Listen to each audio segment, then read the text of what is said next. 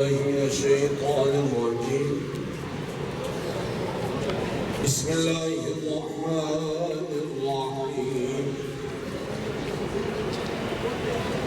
والضحى والليل إذا سجى ما ودعك ربك وما قلى وللآخرة خير لك من الأولى.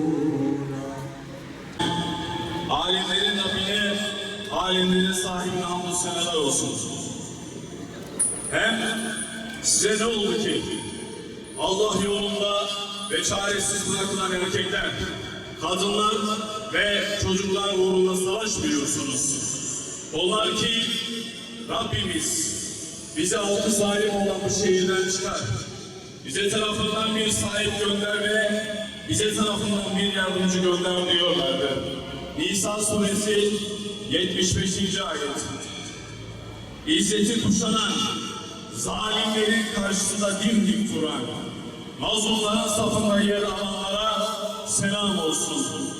Gazze'de yaşanan soykırıma seyirci kalmayan Selahaddin Eyyubi ve Abdülhamit Han'ın torunlarına selam olsun.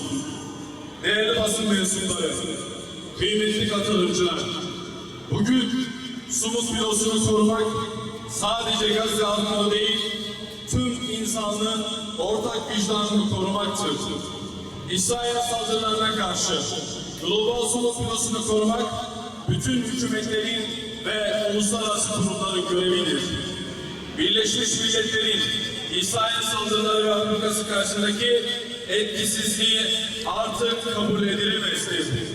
Eğer İsrail saldırılarının önü alınmazsa çöken Gazze değil, uluslararası hukuk ve küresel düzen olacaktır. Uluslararası insancıl hukuk açıktır. Siviller korunmalı, insani yardımların ulaştırılması için bir an önce harekete geçirilmelidir. Açlığın bir savaş aracı olarak kullanılması Cenevre Sözleşmelerinin açık ihlalidir. Bu nedenle tüm devletleri ve Birleşmiş Milletleri ve organlarını gecikmeksizin bir an önce insani görevlerini yerine getirmeye ve Emek Güvenlik Konseyi'ni derhal acil toplantıya davet ediyoruz. Dünyanın özgür haklarından ve vicdan sahibi devlet liderlerinden öncelikli ve acil talebimiz şudur. 1. Gazze'ye güvenli ve kesintisiz bir insani yardım koridoru bir an önce açılmalıdır. 2.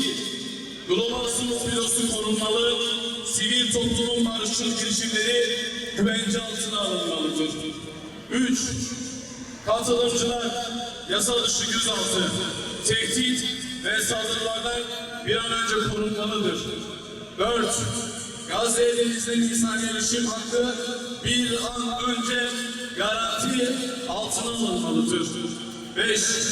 İsrail'in yasa dışı ablukası ve soykırım uygulamaları bir an önce sona erdirilmelidir. 6. Bağımsız medya ve uluslararası gözlemciler filoyu takip etmeye teşvik edilmeli ve şeffaflık sağlanmalıdır. Taleplerimiz bellidir. Gazze'ye insani yardımı ulaştırın. Global Sumut filosunu koruyun. İnsanlık onurunu bir an önce savunun. Talebimiz bunlardır. Bizler bu girişimi destekleyen sivil toplum kuruluşları olarak uluslararası toplumu, hükümetimizi ve dünyadaki diğer hükümetleri bu insani görevi sahiplenmeye ve derhal harekete geçmeye davet ediyoruz. Gazze'nin kahraman halkına, İzzeti kuşanan liderlerine, Ebu Ubeyde'ye, Yahya Sinvar'a, Muhammed Tayyip'e selam olsun. Siyonist işgal edilen mücahitlere selam olsun. Allah'ın selamı, rahmeti ve bereketi hepimizin üzerine olsun. Rabbimiz hepinizin ecrini kat ve kat versin. Allah-u Teala sizlerden razı olsun. Allah-u Teala hayrınızı kabul eylesin. Allah-u Teala Kudüs'ün özgür olduğu günlerde bizleri bir araya getirsin. Ey her şeyi yoktan var eden, varlığından bizleri haberdar eden Yüce Rabbimiz, sana bu saatte yalvardık ya Rabbi. Cuma namazından sonra dua ettik. Duaları kabul eden vakitte sana dua ediyoruz. Dualarımızı kabul et ya Rabbi. İslam ümmetini birleştir, liderlerini birleştir. Gazze konusunda hepsini işitir eyle ya Rabbi. Bu Siyonistlere, bu kafirlere kendi tarafından müdahale eyle ya Rabbi. Müslümanlar tarafından müdahaleyi nasip eyle ya Rabbi. Bu mazlumlara, bu müstahaflara yardım eyle ya Rabbi. Kanları aktı, namusları talan oldu, malları talan oldu, perişan oldular. Müslümanların vicdanı sızladı ya Rabbi. Artık ibadetlerimizden de zevk ve lezzet alamaz duruma geldik.